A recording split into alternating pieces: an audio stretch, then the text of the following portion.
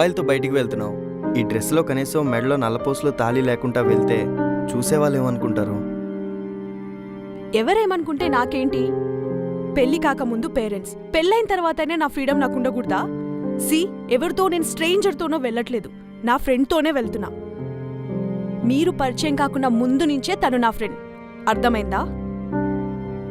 సరే, బ్రేక్ఫాస్ట్ అయినా చేసి వెళ్ళు. నేను రెడీ అయ్యేసరికి చాలా లేట్ అయింది. బ్రేక్ఫాస్ట్ ఏం చేయలేదు, మీరే ఆర్డర్ పెట్టుకొని తినేయండి, నేను వెళ్తున్నా.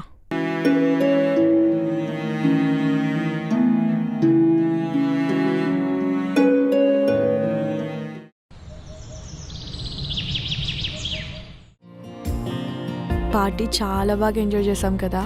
నాకైతే అసలు అక్కడి నుంచి రావాలనిపించలేదు. అండ్ ఆ లొకేషన్ నాకు చాలా బాగా నచ్చింది. మళ్ళీనా? మా హస్బెండ్ ఒక్కసారి పంపించడానికి ఎందుకు ఏంటి అని క్వశ్చన్స్ అడిగి మరీ పంపించాడు. మళ్ళీ అంటే అస్సలు పంపడు.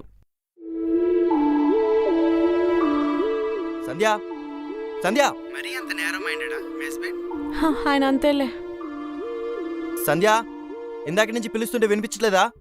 ఫోన్ మాట్లాడుతున్నానండి. ఇంట్లో ఉన్న నన్ను పట్టించుకోకుండా ఎవరితోనే అంత ఇంపార్టెంట్ గా మాట్లాడుతున్నావు?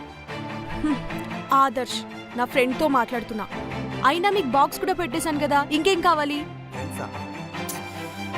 ఈ ఫ్రెండ్స్ ఎంతవరకు ఉంచాలో అంతవరకే ఉంచు. ఇంట్లో ఉన్న నన్ను పట్టించుకోకుండా ఏంటి ఆ మాటలు? అయినా రోజు మాటలేంటి? వాడు తప్ప నీకు ఇంకెవరు ఫ్రెండ్స్ లేరా? పెళ్ళైన అమ్మాయితో అంతసేపు ఎవరైనా మాట్లాడతారా? చాలు, ఇంకా ఫ్రెండ్షిప్ అంతా కట్ చేయి.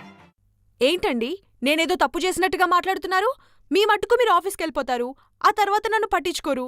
ఏమైనా అంటే వర్క్ అంటారు. ఇంట్లో ఒక్కదాన్ని లోన్లీగా ఫీల్ అవుతున్నాను.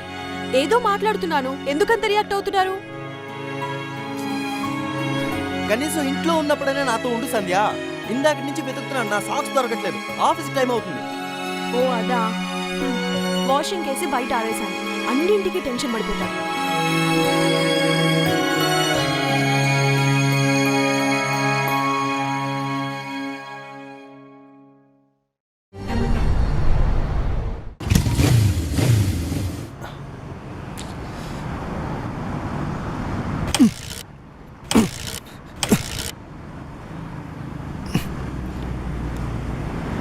పెట్రోల్ అయిపోయిందే.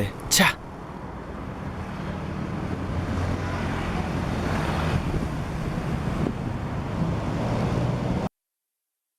హలో సంధ్య, ఎక్కడున్నావు? నేను బయటకొచ్చానండి. ఇప్పుడు బయటకా? ఎవరితో? అది మన ఇంటి పక్కన రేవతి ఆంటీ ఉంది కదా, తనతో మార్కెట్కి వచ్చాను. ఓ అవునా, ఇంట్లో ఉన్నావేమో నన్ను కాల్ చేశా. బైక్ పెట్రోల్ అయిపోయింది, కార్ తీసుకొస్తావేమో నన్ను కాల్ చేశా. సరే, నేను ఎలాగోలా వెళ్తాలే. సరే అండి. ఓకే. సంధ్య, ఎంతసేపు మాట్లాడతావు? రా, మూవీకి టైం అవుతుంది.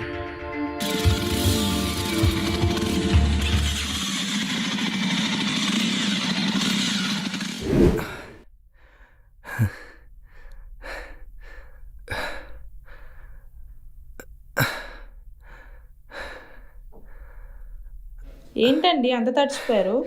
బండి ఆగిపోయిందండి, దగ్గరే కదా అని తోసుకొని వచ్చేసా. అవునా? మీరు అప్పుడే వచ్చేసారా? నేనెక్కడికి వెళ్ళాను? తెల్లవారు నుంచి సంధ్యాన్ని మార్కెట్కి వెళ్దామని పిలుద్దామని చూస్తుంటే ఎక్కడికి వెళ్ళిపోయిందో కనిపించట్లేదు. ఎక్కడికి వెళ్ళిందో తెలీదా? సరే,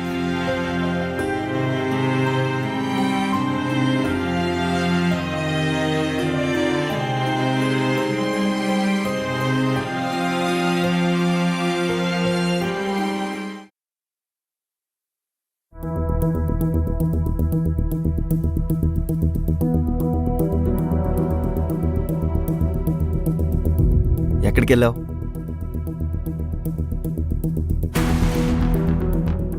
చెప్పాను కదండి, రేవతి గారితో మార్కెట్కి వెళ్ళాను.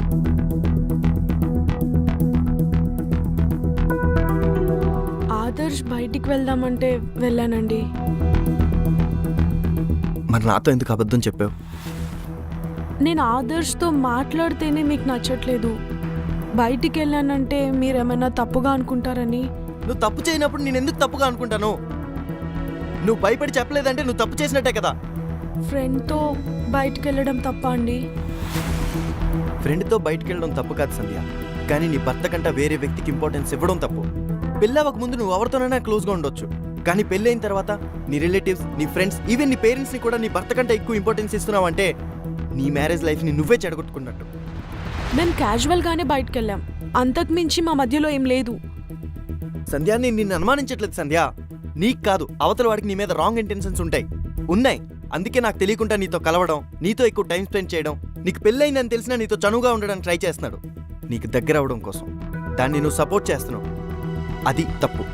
నేను 12 నెలలు కష్టపడితే 12 లక్షలు సంపాదిస్తున్నా. అవును. అలా 30% గవర్నమెంట్కి ఇస్తున్నా అంటే సంవత్సరంలో 4 నెలలు నేను గవర్నమెంట్ కోసం పని చేస్తున్నా. అది నా బాధ.